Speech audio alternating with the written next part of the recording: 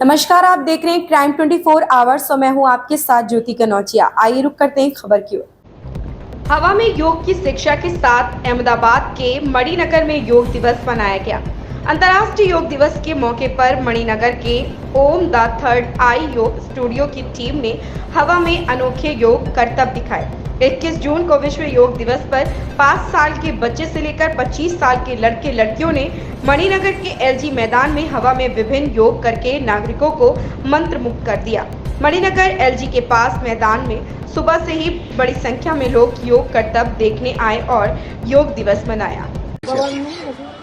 नाम परिचय हेलो, હું પાયલ પટેલ. હું ઓમ ધ થાળા યોગા સ્ટુડિયોમાં 12 વર્ષથી જોડાયેલી છું અને છેલ્લા 2 વર્ષથી હું ટીચર એટલે કે ઇન્સ્ટ્રક્શન તરીકે કામ કરી રહી છું અને રિસન્ટલી મેં ઓમ ધ થાળા યોગા સ્ટુડિયોમાંથી ટીચર ટ્રેનિંગનો કોર્સ કર્યો છે અને એમાં મેં બહુ જ સારું અને સરસ જાણવા મળ્યું છે, નવું શીખવા મળ્યું છે કે યોગ એટલે શું. યોગને આપણે અત્યાર સુધી કસરત તરીકે જાણતા હતા, પણ અમે યોગને ખાસ અંદરથી ઇનર બોડી સોલને ક્લિયર કરવા માટેની ઘણી એ કરી અને અમે બહુ શીખ્યા છે નવું ટીચરો સાથેથી. અને હું બધાને ધન્યવાદ કરું છું, સ્પેશિયલ કલ્પના મેમને કે ઓમ ધ થાળા યોગા સ્ટુડિયોથી અમને ઘણું બધું શીખવાડ્યું અને ઘણા બધા અમને પ્રેરિત કર્યા છે કે નવું શીખી અને બીજા લોકોને અમે શીખવાડી શકીએ. ભારત વિશ્વગુરુ બનવા તરફ જઈ રહ્યું છે, ત્યારે યોગ કેટલા જરૂરી રહેશે? યોગ અત્યારના લાઈફસ્ટાઈલ પ્રમાણે બહુ જરૂરી છે, કારણ કે અત્યારની લાઈફસ્ટાઈલ બહુ જ ખરાબ રીતે જંક ફૂડ તરફ એટલી વધી રહી છે અને જંક ફૂડ ખાઈને પોતાની હેલ્થ બગાડે છે. તો હું સજેસ્ટ કરીશ કે યોગ કરી અને પોતાની સ્વસ્થતા જાળવો અને યોગ તરફ વધારે ને વધારે આગળ વધો અને બીજા લોકોને પણ પ્રેરિત કરો કે યોગ કરો અને યોગ કરો.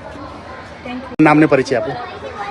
નમસ્કાર, મારું નામ કલ્પના પેનિકર છે. હું ઓમ ધ થાળા યોગાની ફાઉન્ડર છું અને જેમ આપણા વડાપ્રધાન શ્રી નરેન્દ્ર મોદીએ યોગની આટલી ખૂબ સુંદર ભેટ આપી છે આપણને, જે છેલ્લા 10 વર્ષથી આખું વિશ્વ યોગ ઇન્ટરનેશનલ યોગા ડે સેલિબ્રેટ કરે છે, જે અમેરિકાથી લઈને અમદાવાદ સુધી અહીંયા સુધી લોકો એટલું ખુશીથી આ દિવસને સેલિબ્રેટ કરે છે. એના માટે અમારી ટીમ તરફથી અને તમને બધાને ખૂબ ખૂબ અભિનંદન. અને આમ બધાને ખબર જ છે કે 10th ઇન્ટરનેશનલ યોગા ડે છે, તો આ યોગા ડે સેલિબ્રેટ જ એટલા માટે કરવામાં આવે છે કે બધા માટે જાગૃતતા રહે, બધાની યોગ માટે જાગૃતતા થાય કે બધા યોગ કરે અને સ્વસ્થ રહે. એવું નથી કે ખાલી એક્સરસાઇઝ જ કરવી કે કંઈ બી કરો, શરીર માટે કશું બી કરો, પણ એને યોગને પોતાના જીવનનો એક ભાગ બનાવો, જે ડેલી તમે પોતાના રોજિંદા જીવનમાં જેમ આપણે ખાઈએ છીએ પીએ, જેમ આપણે રોજિંદું કામ કરીએ છીએ એ જ રીતે યોગને એમાં સામેલ કરવો ખૂબ જ જરૂરી છે. કેમ કે હવે આવનારા વખતમાં બધાની હેલ્થ બી એટલી ખરાબ થઈ રહી છે, તો એની માટે તમારે યોગ એક બહુ ખૂબ મોટું સાધન છે, જે તમે કરશો તો તમને ક્યાંય આગળ મુશ્કેલીનો સામનો નહીં કરવો પડે. અને છેલ્લા 15 વર્ષથી અમે લોકો યોગ સતત કરીએ છીએ અને અમારા હાથ નીચે 5000થી વધુ સ્ટુડન્ટો બી આવીને ગયા છે, જે કન્ટિન્યુ અત્યારે બી યોગમાં જોડાયેલા છે.